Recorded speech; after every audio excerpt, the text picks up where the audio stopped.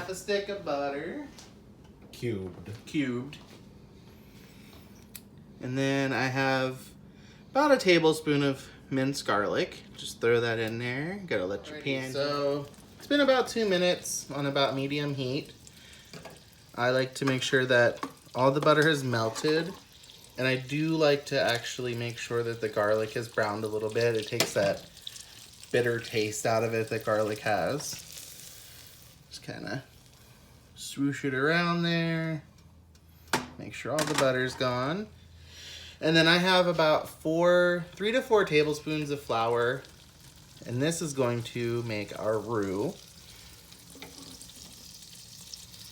Just toss that in there.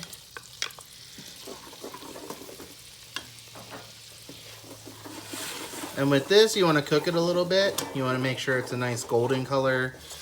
You definitely do not want to try to add any liquids right now, or else your sauce is just going to taste really floury, not have a very good flavor. And to this, some fresh ground pepper, and a little bit of salt. That is not the salt. This is the salt. Just give that a little mix.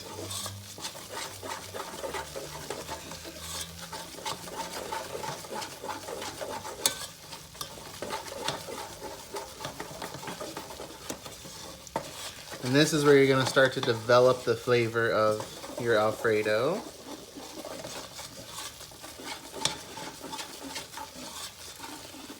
You see how it's starting to turn that nice golden color. Starting to smell really good.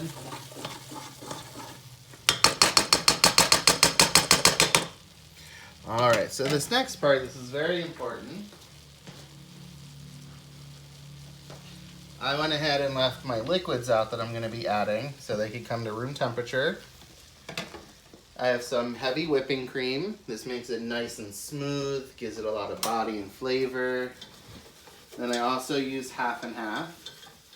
But it's very important to let them out, let them come to room temperature, because if you don't, it seizes up your sauce and it can get gritty and just doesn't taste very good. So to add the liquids, you want to take it off the heat, because again, it could end up seizing up your sauce and then it's just not going to be very good. So open the heavy whipping cream.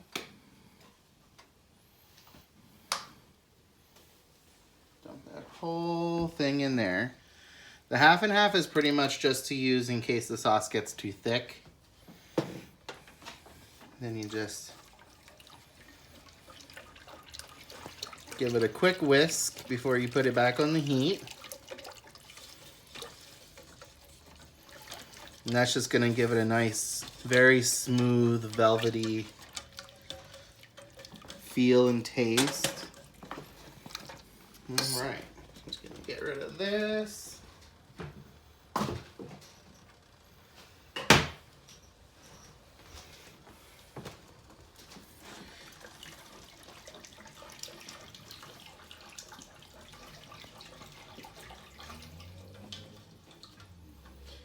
And now that you kind of have that base going, I went ahead, and ahead of time I shredded up some Parmesan cheese, got one of those little triangles from the grocery store, and used my box grater. And then I also have stuff in a little canister. This again is to help thicken if I accidentally make it a little too thin, which happens sometimes. I'm just going to start adding the fresh Parmesan just little by little. You want to make sure it gets nice and melted and incorporated and everything before you add more.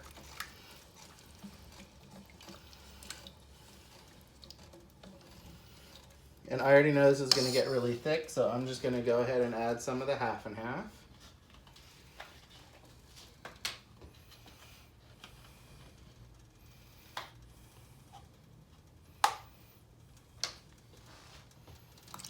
Now this, since it's room temperature, we already have some of the heavy whipping cream in there. I didn't worry about taking off the heat this time.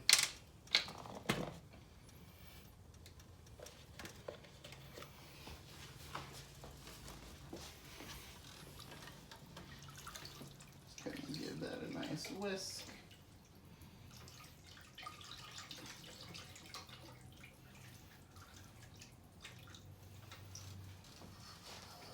I'm actually going to turn the heat up just a little bit, just to make sure that it gets really nice and hot so you can melt those cheeses. Sometimes the Parmesan cheese, it's a harder cheese. It can take a little bit extra time to melt and get really incorporated into the sauce.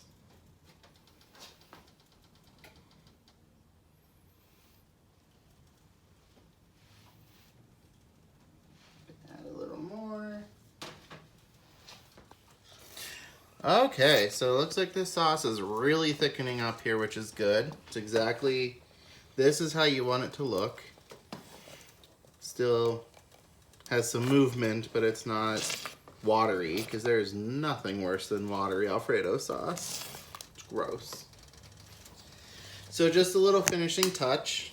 I am just going to add some dry basil leaves to it, just to give it some color and a little extra flavor.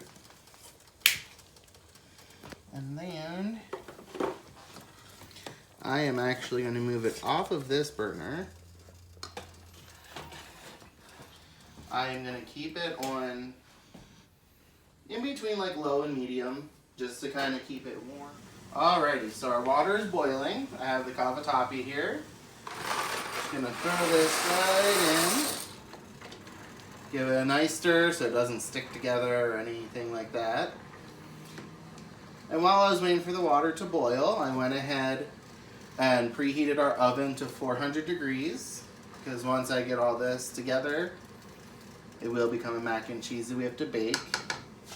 And I also did go ahead and turn off the burner for the sauce, just so it didn't scorch or burn or anything on the bottom. And for this, it has the instructions on here, how long to put it in. I'm only going to do it for about 7 minutes because it still has to bake in the oven. 8 minutes is the least amount of time. So I'm going to go ahead and set my little timer over here for 7 minutes. Alright, so our timer just went off.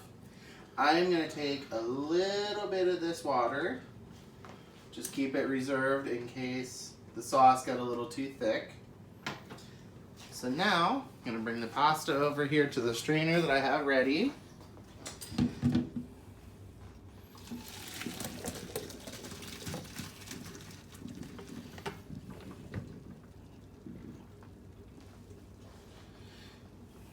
Alright. Get as much of that water out of there as we can.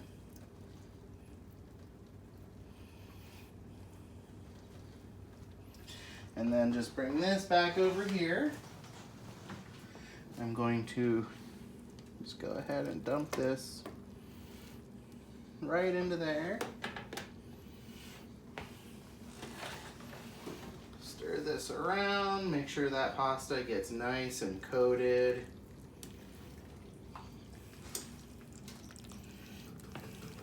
Let's give it a really good stir here. It is a little thicker than I want it, just because it does still have to bake in the oven for a little bit. So that pasta water we reserved, it's a tiny bit, that's all it needs. And that pasta water will have some of the starch from the pasta in there, so it'll make it thin enough, but it won't be too thin that it's all watery and gross. All right, so I think that's pretty good with getting that stirred around. All right, so next what we're gonna do, I have my baking dish here. I already sprayed it with cooking spray. In this bowl, I have extra sharp white cheddar because it is a mac and cheese, so I love to get that nice cheddar flavor all throughout. And then I also have just some shredded mozzarella. So first, gonna put a nice layer of this pasta and sauce down first. Kind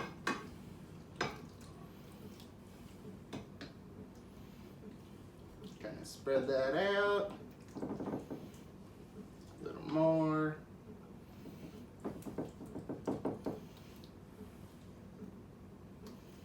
All right. And then take this extra sharp white cheddar. Make a nice thick layer of this.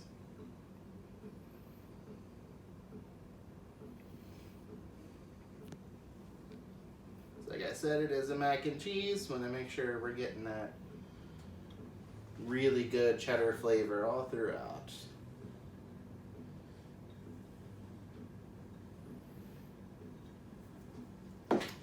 And then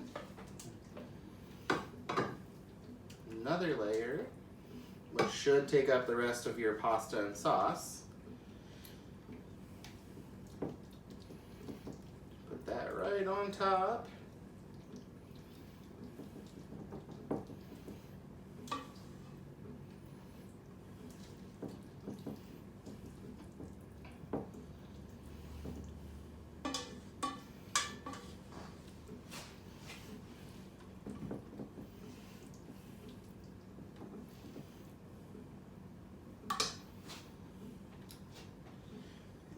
Shredded mozzarella. When I make mac and cheese, definitely are not missing the cheese.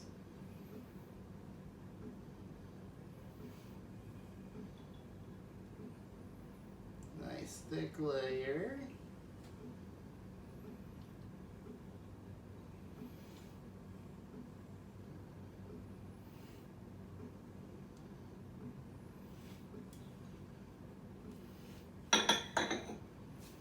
Just to make sure that it cooks without burning. One thing I did forget. Put some aluminum foil on top.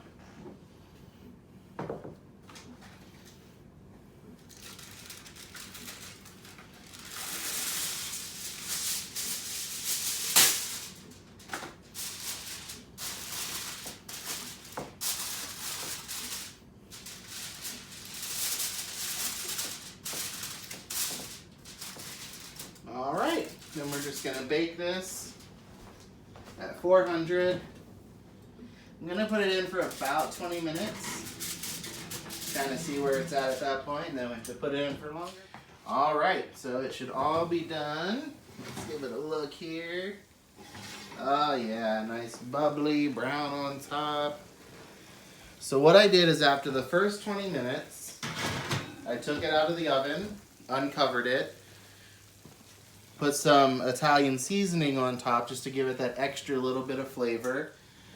I put it back in uncovered for another 20 minutes, and this is the result. So what I'm going to do next, just have a little pairing to go with our lovely dinner here. I'm going to make some crustinis. Very simple.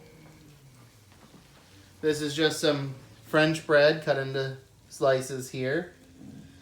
In this little bowl, I have extra virgin olive oil mixed with some garlic powder, a little bit of paprika, and some Italian seasoning.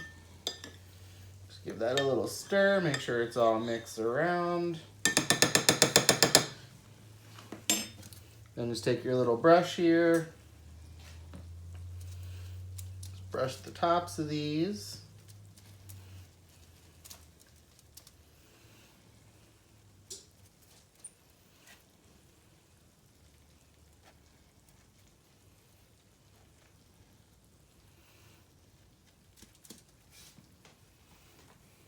I'm going to go back over them to make sure they're a little more even than what I currently have them. And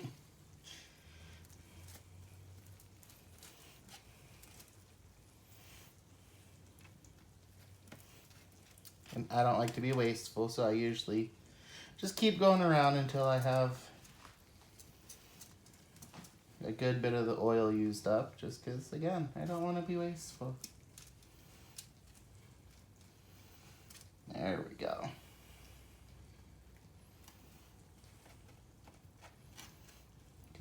nice and spread around there.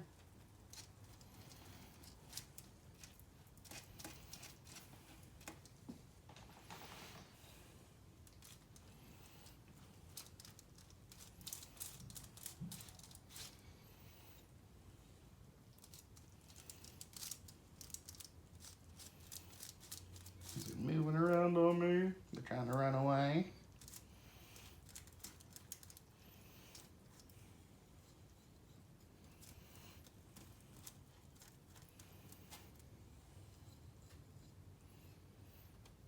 Okay, so just this last one, and this is, they're all nice and coated. And then I have some Himalayan pink salt. Gonna put a little bit of salt on top of each one. I have tried it before without doing the salt. The salt makes a huge difference, makes it taste so much better. So what we're gonna do with these, bring these over to the oven, change it to low for the broiler.